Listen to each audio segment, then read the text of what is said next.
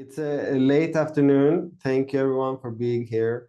We're all tired. We will get through this together, I promise. I have prepared a presentation, which is a jumble of previous presentations.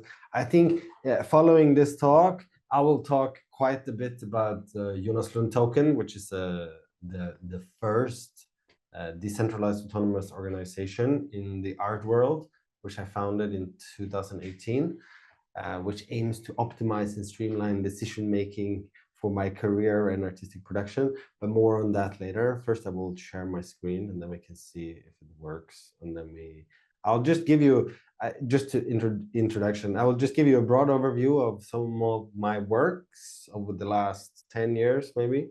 I think what they all have in common, which may or may not be evident, is the concept of the contract. I love contracts and I use a lot of contracts in my work, and my DAO has a pretty legit contract. I mean, it's terms of service, terms of ownership / contract perhaps, but we shall see. In any case, let's share the screen and then we see how it works. Share and have a portion of the screen because that feels more accurate. Can you see it? I love the idea of using technology to improve lives. So in 2000, I think this should be playing. Yeah. Doesn't matter. In 2021, I believe, I made this series of smart contracts, which is an NFT series, which is a follow-up from a previous work, but nevertheless, it says the owner of this NFT must donate 5% of their yearly profits to a charitable cause once a year in perpetuity. And failure to do so, as it says in the fine print, documentation to be provided at smartcontracts.host to avoid having this NFT burned. So this is released on a custom smart contract on the Ethereum blockchain, where I have built a super burn function. So should the owner not adhere to the contract rules, I can remote destroy the work after it's left my wallet. And then we have a follow-up. The owner of this NFT must go on vacation for 2 weeks, once a year in perpetuity, must send me documentation of her road trip in Greece or her hanging out in Palma de Mallorca, whatever. And there's a series of 21 smart contracts. Here's just a screenshot from the website. The ones that are grayed out have been burned. The owner of this NFT must resell this NFT once a month in perpetuity. And that guy just got tired of reselling the NFT back to himself over and over again. He kept up for like 7 months or something. The owner of this NFT may not sell any works from their collection continuously in perpetuities in the collection of Pompidou in Paris, which prevents them from selling any of their 120,000 works in their collection, which is nice. I like this one. It was part of their first NFT acquisition back in 2022. I think it was 2022. Yeah. Because it's a very common right-wing talking point that the Pompidou in Paris should be self-funded, as in should receive 0 government subsidies by selling works from their collection, because their collection is very comprehensive and it contains tons of valuable works.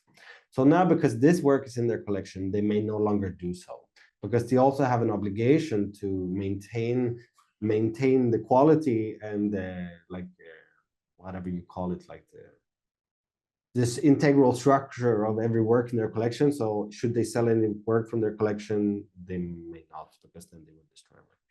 Also, it's in the constitutional law in France that no one may sell any work from the king's collection back from Louis XIV. So it was not allowed to begin with, because the king's collection became the state's collection. So regardless, one can find out more on smartcontracts.host. This is a book project called By Opening This Book, You Agree to All of the Following Terms. You agree to all of the following terms. And here is the fine print. It's a limited edition of 100 books. Inside the book is a seed phrase code that you enter on the website by openingthisbook.com. When you have opened the book, only then do you see which terms you've agreed to. Some are nice, some are less nice. This is a piece from 2016 called Terms of Service, which is a terms of service agreement for entering the gallery. So it says, by entering the gallery, you explicitly agree to following the terms and ensure that you will fulfill all requirements herein described. such as you agree that your voice and appearance may be recorded while you are visiting the gallery. You are granting gallery curator and artist permission to use your recorded likeness in all media in perpetuity, which means forever.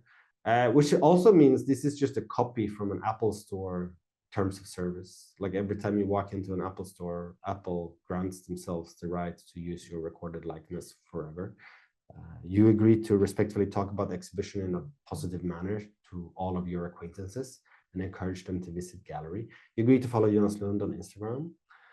In 2015, I did a series of 24 text-based paintings in a show called Strings Attached, which was essentially just paintings 160 by 120 centimeter large on upholstery wallpaper that you may find in a rich collector's home. So you could put it on the wall and it would just perfectly blend into the environment, which hand sign painted terms of sales on the canvas. This painting must be resold by March 21, 2017. This painting may only be purchased by a collector who agrees to purchase 2 more works by the artist before March 21, 2017. And this is my favorite couple of that show. This painting may only be purchased by a collector who also agrees to purchase donation. And donation is the painting to the right. This painting may only be purchased by a collector who will donate it to one of the following museums by March 21, 2020. Moderna, MoMA, Tate, Hamburg-Bahnhof, Lackmaster.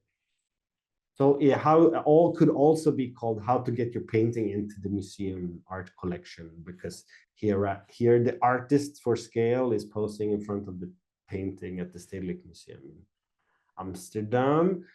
We're building a new world together. In 2013, I wrote an algorithm for making instructions for how to make successful works of art, which resulted in an exhibition called The Fear of Missing Out. And this was one of the pieces, The Fear of Missing Out. This one was called like Hat Sander Selfish. This is proto AI, essentially, like way before large language models. You could use Markov chains and Dada Doodle and other random poetic like stream of consciousness. What's it called? Like the cut-up theory by Burroughs, something like that. And then you get instructions for how to make work based on a huge art world database I compiled by scraping all the different art world websites. At that time, this was 2013, so like Artsy and ArtNet and eFlux and Mutual Art and Artifacts. Get a huge database, make a predictive algorithm based on what's going to perform well in the future, appropriate for me. This instruction had put the 7-minute 50-second video loop inside coconut soap. So I made this work, and then here are some more. There's Steve Ballmer. Well, if you know, you know. In 2000, this is vintage, this is 10 years ago. 2014, I converted the gallery into a production factory for process-based abstraction artworks. Essentially, here's the employment agreement between me, the gallerist, and the assistant. At the signing of this agreement, artist and assistant agreed that artist will hire assistant for a 6-week period commencing on August 20, 2014 and ending on October 1st, 2014. Assistant will work 4 work days per week, commencing at 1 and finishing at 6, unless otherwise agreed. During the work period, assistant will be employed to produce artworks for artists inspired by the guidelines set out in a 300-page book that artists will provide. All work should take place at the gallery. Essentially hiring 4 full-time assistants to make paintings for me. Then they're uploaded to the website on which they are appraised by an advisory board. And then based on the appraisal from the advisory board, I decide whether I should sign it and it becomes a work of mine or if it should be destroyed. So in the case of this one, it's one of the early works produced. Steve Turner, which was my gallerist at the time in Los Angeles, says, not as good as the blue version, not as bad as the red, but still not successful, lacks sensitivity. I do like the splatter, but the lines are distracting and unrefined, destroy. Which upon the final decision is, while it's probably the best from the spray series painted the black with cooked spaghetti, it still feels far from a mature piece, more like bland pasta, needs more salt. In the end, only the drop cloth on the floor was signed and stretched on large canvases, and that was the perfect summary of such an exploration. In also same year, I made a self-optimizing digital painting, which has a gaze tracker in the middle, continuously A/B testing if you're looking left or right, and then based on that, it determines if you are, like, determines the composition, essentially. Testing blue versus green, you're looking left, so it becomes blue, and then it just iterates and iterates and iterates. Trying to sort of distill solving the problematics of abstraction, let's say. I'm going to jump forward a bit in this presentation to jump to the Jonas Lund Token, because I think it will illuminate all the questions that our work is dealing with quite precisely. And I think it's at the core of this thing, which is the Jonas Lund Token, here presented as the Invest in Jonas Lund, is the concept of value production in the art world. And value production in the art world is one of the most abstract and complicated things ever. And I would say it's part of like what colloquially referred to on the inside of the art world as the great art world conspiracy, right? Because nobody knows why a work is good or why a work is bad based on its sort of market presence. And there is the ruling theory of what defines art is a theory by George Dickey and Arthur Danto from the 60s, which says in colloquial terms that art is whatever the art world defines as art. And at the time, it was the time when Warhol decided to put the Brillo boxes in the gallery. And the Brillo boxes were identical to the Brillo boxes in the supermarket, but somehow the Brillo boxes in the gallery was worth a lot, whereas the Brillo boxes in the supermarket was worth the same as all the other Brillo boxes everywhere, like a couple of dollars. So what was the difference? What was the difference between the gallery's Warhol's Brillo boxes in the gallery and the ones in the supermarket? And the theory then supposes that the difference is that the Brillo boxes in the gallery has been recognized as art by the institution, the art world, and as a result of that has gained tremendous value. And this theory is, I think, pretty accurate as to how we think about value in the art world right now. The art world being this weird hyper-hierarchical network structure of many players, including like museum directors, curators, collectors, artists, writers, like everybody. It's very easy to become a member of the art world. Just get the BA in fine art or whatever. And then it feels to me, and it's felt to me throughout my whole career, that is like such an opportune moment to inject sort of hijacks of this value production mechanism. Like, how can you own it, essentially? How can you manipulate that to your favor? Which is like, by the way, what most like high-profile collectors and museum directors and everybody's doing all the time. Like, how can I potentially benefit from this better than someone else? So this all has crystallized in a bunch of different works, but in particular, the Jonas Lund Token. So let's look at that closely, and then I can show you some other NFT works, and we can discuss the commons inside the Jonas Lund Token DAO, and then how that correlates to the previous conversation. And then we can do a deep dive into contracts, and then we can go home. So the terms of ownership, the Jonas Lund Token is as follows. Whoa, it's blurry. No, it's not blurry.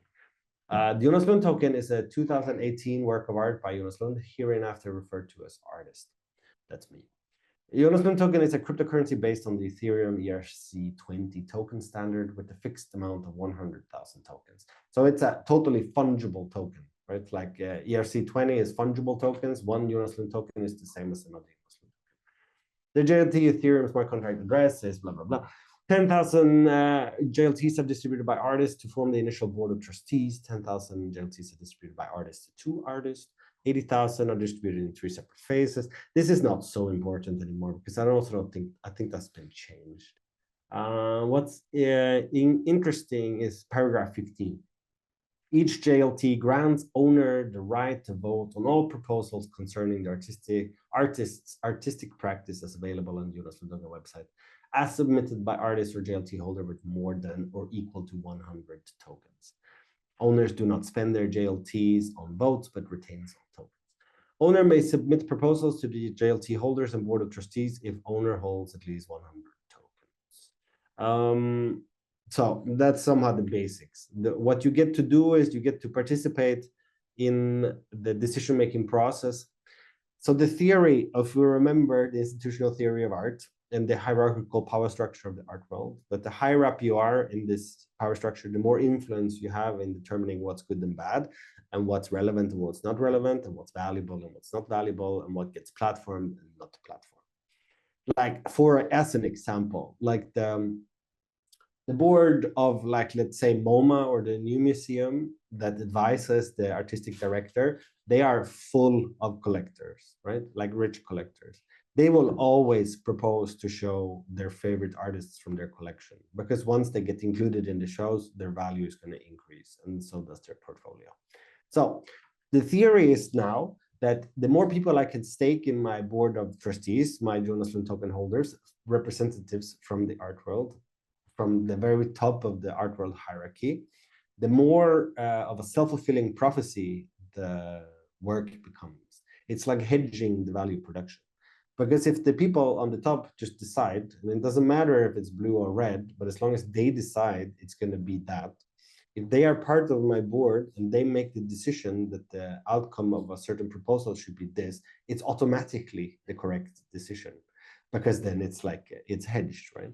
So that's the theory. And then we can see how it works in practice and all the problems that come from this DAO, and why you should not make your own DAO.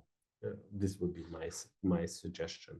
So throughout the years, it's taken many different shapes and forms because it responds to what the board thinks that the work should look like. Here's like in Art Düsseldorf as a solo booth, Jonas Lund tokens available for sale, no physical artworks in the booth, just like cryptocurrency. 2018, way too early for anybody to be properly interested in buying tokens. Here's like in a decentralized Decentraland exhibition by Koenig Gallery in Berlin. Here's like some other art fair presented then on wallpaper like this. This is like in Seoul, I believe. It also took Times Square and Seoul again. It's like now this is the Jonas Lund Token universe where there's animals and they have animal prints and they exist in a sort of virtual world, whatever. So here's a list of proposals. It's a bit outdated, but it's just all the different proposals that the board has commented on. So it entails artistic production, but also decisions from my life, as we will see. We will look at some particular proposals, and then I will discuss why some things work and some things do not. So this is an early proposal. This is from 2019. This is to decide what this banner should look like. And this obviously is the winning option.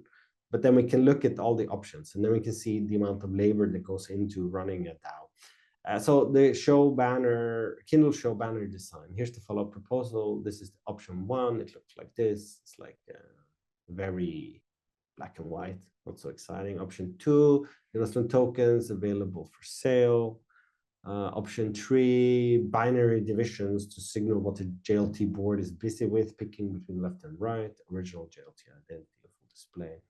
Option 4, on the one side, the return of the bird from the PopSuckers proposal, investing in and investing in you. We still don't really know what the bird wants or is looking for, even what type of bird it is. But the bird seems to be a strong JLT supporter, defending the terms of ownership in the corner.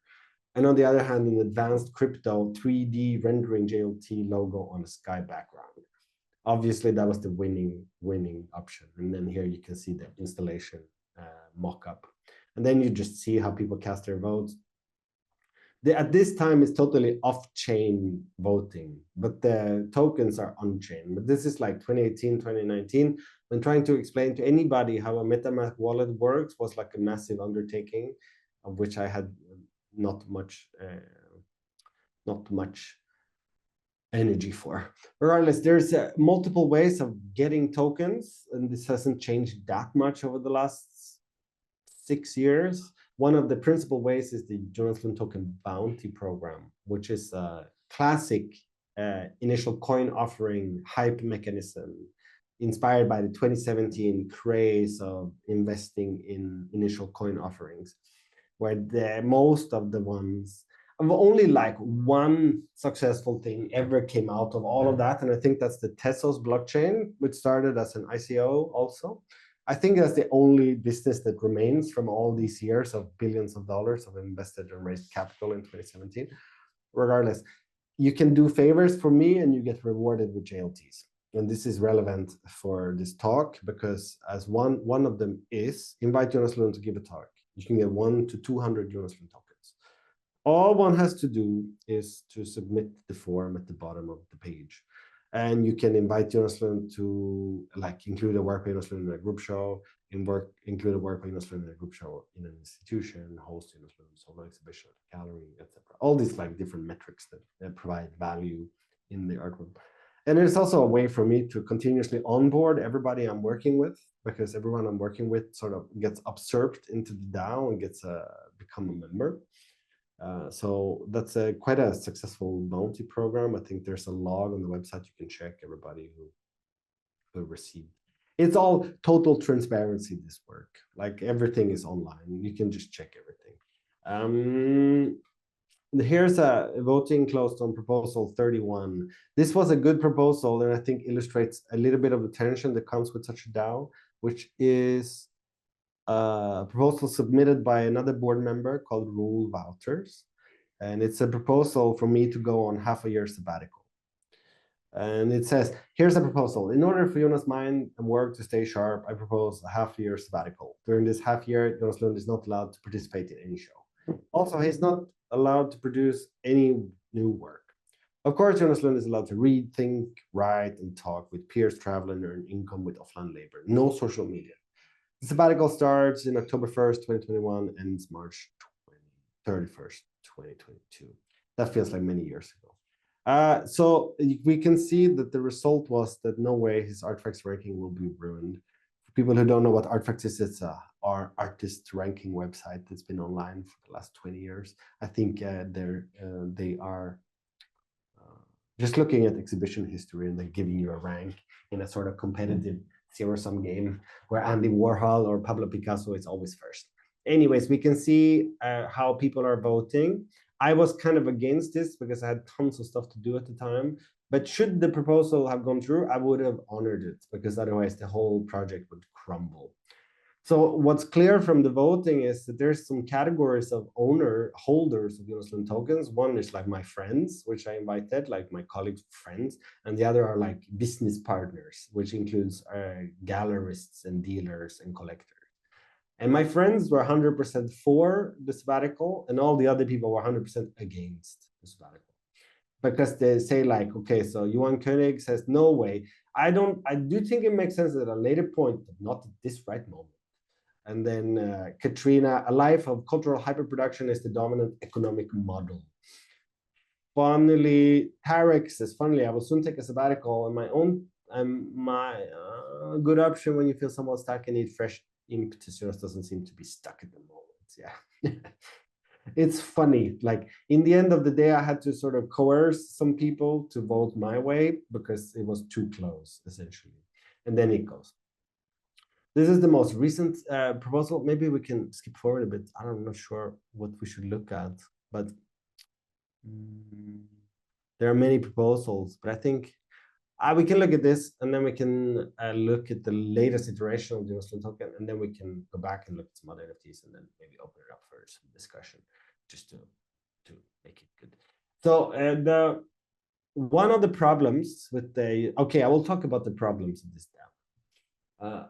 One of the problems is that the pricing of the tokens have been static since the beginning, which doesn't make any sense. Because the point of the project is that tokens should reflect the value of my artistic practice. So as my practice performs better, the value should increase. And then the value should decrease when I perform worse. This is a problem. The second problem is that it's called a decentralized autonomous organization. It's much more like a centralized, non-autonomous one-man organization where I do essentially everything in this work. So there is no decentralization. Sure, the decision-making in some part is decentralized, but I'm still a majority shareholder of all the tokens. So in a way, it's more like the token holders are an advisory board.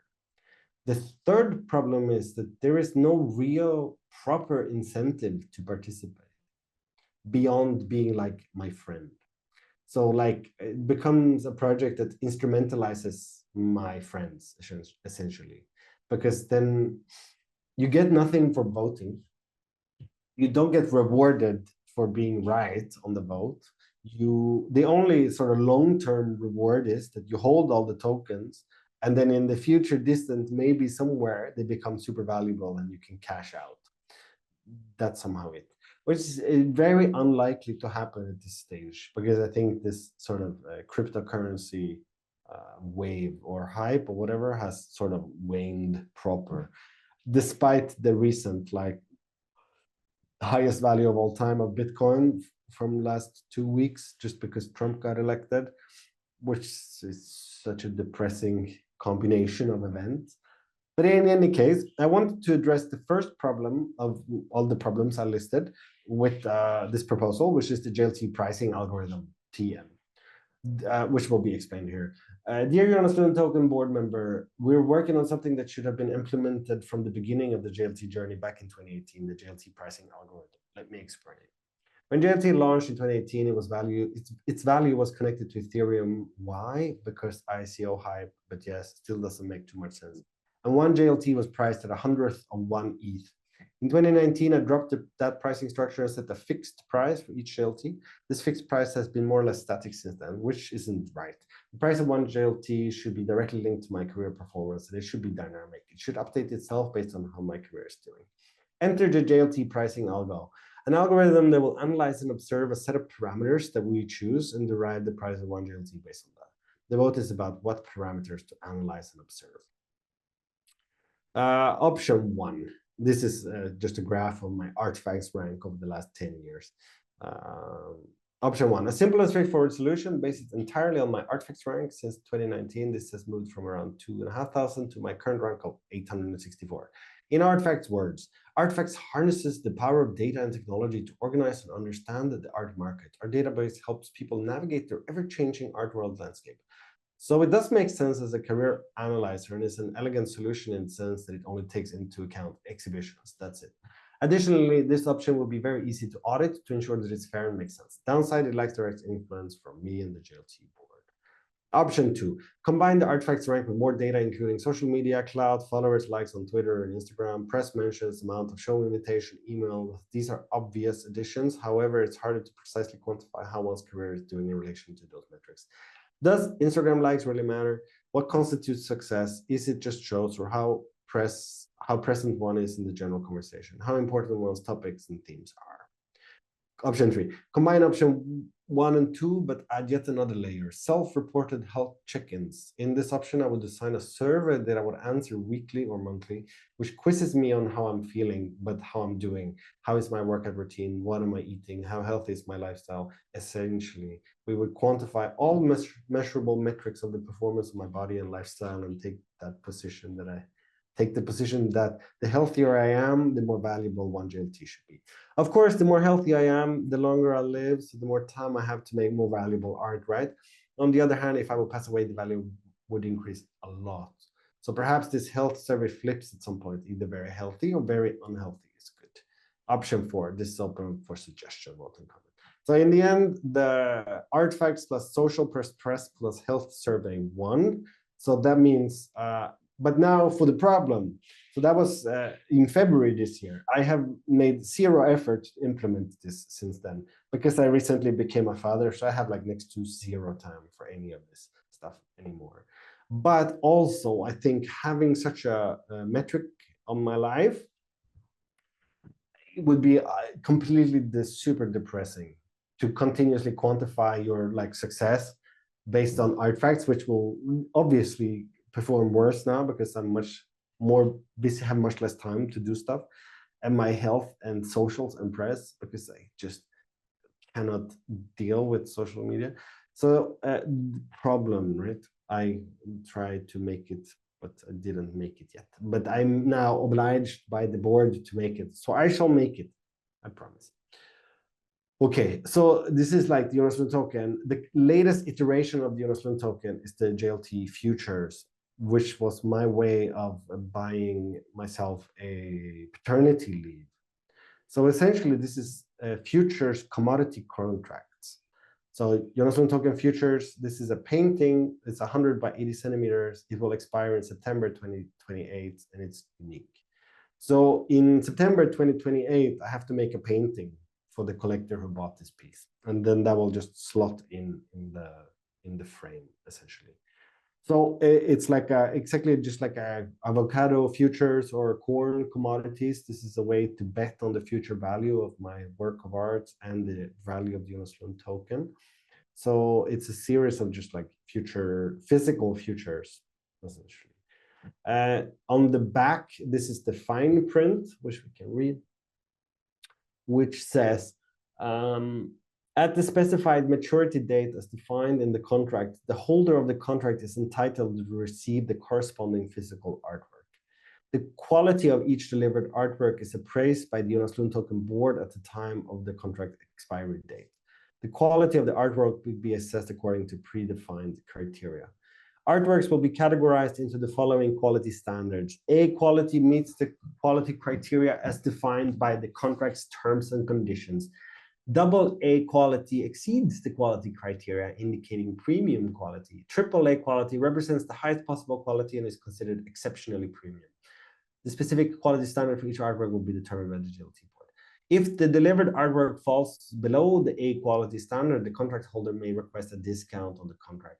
This is also what happens in the corn commodities futures, by the way. If the corn is not up to the quality, you get a discount. If the corn is above the expected quality, you have to pay a premium. So it says, if the delivered artwork exceeds the A quality standard, as in the case of AA or AAA quality, the contract holder may be required to pay an additional premium amount. Upon requiring this contract, the quantity of JLTs to be associated with the contract shall be based on the purchase price and the price of the JLT at the time. I think the most interesting is just the risk and volatility. The value of the Jonas Lund Token futures contract may fluctuate based on market conditions.